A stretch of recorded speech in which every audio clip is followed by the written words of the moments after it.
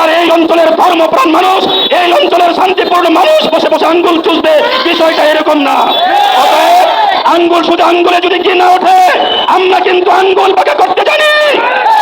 আমরা কিন্তু ওলামায়ে কেরামরা কিভাবে দাবি আদায় করতে হয় আমরা কিন্তু সেটা জানি। অতএব খুরশেদ আলম সাহেব, আপনি হাট বসাবার অবৈধ জায়গার মধ্যে অবৈধ হাট বসাবার চেষ্টা করছেন, কিন্তু আমরা এর বিরুদ্ধে প্রতিরোধ করে তুলব ইনশাআল্লাহ। সর্বশেষ কথা, এই অবৈধ হাট কোনোভাবে এই ফ্লাইওভারের নিচে এই অঞ্চলের জনগণ দেখতে চায় না। আপনারা এখন উঠিয়ে ফেলবেন। আপনারা যদি এই বাসগুলো যদি স্বেচ্ছায় যদি উঠিয়ে না ফেলেন, এই কেরানীগঞ্জ, দক্ষিণ কেরানীগঞ্জ, মডেল কেরানীগঞ্জ, বিএনপি সহ ইসলামী আন্দোলন বাংলাদেশ সহ দল, মত, জাতি, ধর্ম, বর্ণ নির্বিশেষে সর্বস্তরের মানুষকে সাথে নিয়ে আমরা কিন্তু এর উচিত ব্যবস্থা গ্রহণ করব। পরিষ্কারভাবে মনে রাখবেন, মাদ্রাসার স্বার্থের বিরুদ্ধে এলাকার অধিকাংশ মানুষের মতামতকে উপেক্ষা করে মাদ্রাসাকে অর্থনৈতিকভাবে ভঙ্গ করবার জন্য, আপনারা যে নিজেদের স্বার্থকে সিদ্ধি করবার জন্য